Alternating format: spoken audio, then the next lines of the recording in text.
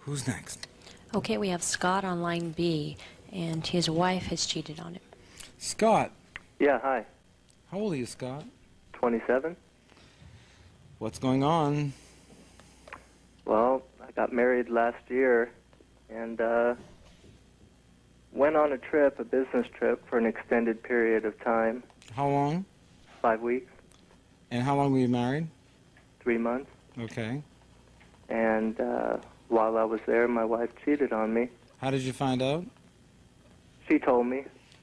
Under what circumstances? Well, it's very strange because I had spoken to her one night, and after that conversation, I was having some very intense dreams that she had done something. And It's amazing how we pick up these things, isn't it? Yeah, and 3 or 4 nights in a row I had the same dream, and I kept calling her on the phone and telling her about it. She kept telling me not to worry, it was all in my head. And then finally, one night, I just told her, if you got to tell me something, tell me. And she broke down and told me what she had done, because she couldn't keep it a secret anymore. Okay, so that was how long ago? 7 months. And what's happened in the 7 months? Our lives are turned upside down. I'm very hostile towards her, and I can't make love to her. And Was this a one-time affair or what? yeah, but it turns out that night that I had called her was the night that she was in the process of doing it. And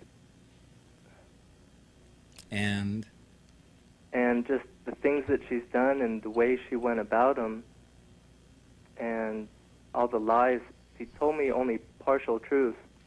Well, the worst thing about affairs is not the act itself, but what happens to the relationship. Right.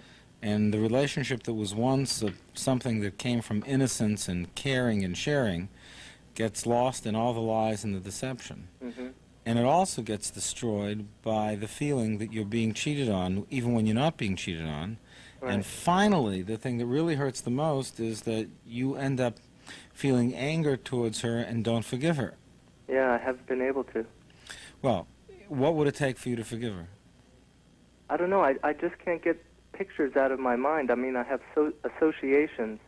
If I wake up early in the morning, around the time when I called her, what you're saying is you don't trust her. I don't trust her. Okay, that's what that all means. Yeah. So if you can't trust her, you don't have a relationship.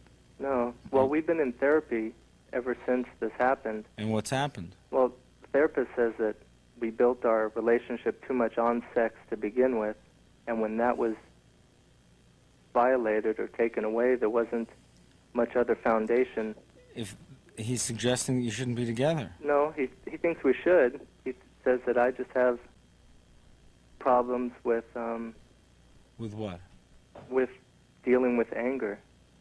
Basically, from when I was growing up, I suppressed it, with drugs and alcohol.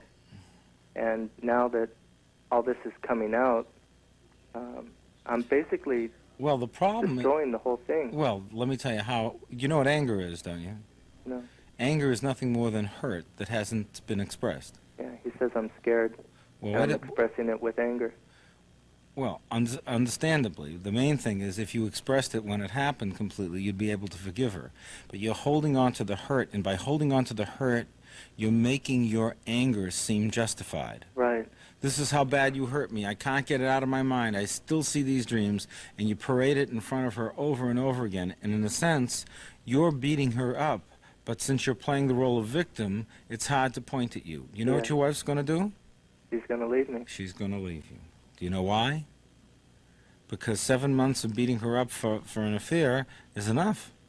Either you forgive her and let go of it, and you begin to see whether or not she can be trusted, or you give up the relationship. It really boils down to that. Well, that's what she says, that I beat her up with it, and when is it going to be enough? When is she paid enough? Okay, so there's another. So this sounds like the relationship you're discussing is obviously about another relationship, about a relationship with your mother. No. Somebody rejecting you. What? I think I've always had that problem in my life. What not problem? being accepted. By? Peers, maybe. No, the family. Someone in the family. Yeah, my parents. Your mother. No more my father. My mother's very supportive. I'm not sure that's true. Well, I feel like I've turned to her more than anybody since this has happened. Yeah? And what does she do for you? And when I talk to her, I feel comforted. And she tells you what? She wants me to leave her. That's comforting? Well, she, That's you know, that's undermining your relationship. yeah. So your mother is not comforting you. She's undermining your relationship by telling you that your hurt is so bad that you can't do anything about it. Well, she says that I'm still young and I have a future. But that's what your mother's doing. Your mother is taking on the role of underminer. Yeah. I wouldn't talk to her. The person you need to talk to is your wife. Do you trust her? No, not really. All right. Do you She's on a trip right now, and we've made an agreement. You know, no alcohol and no clubs, and How much drinking? well, we were going out every weekend. You get drunk? Yeah, Both of you? yeah, So you got a drinking problem, the two of you. yeah. We've Did quit. your parents have a drinking problem? No, her Well- parents. Listen, Yeah. this relationship is a mess. But you either forgive her or leave her. I'm scared to do either. Then she'll leave you. It's tough, but you have to come to some terms with this. Either you forgive the person who hurt you, or they leave, because after a while, being unforgiven is also being abused. We'll be right back.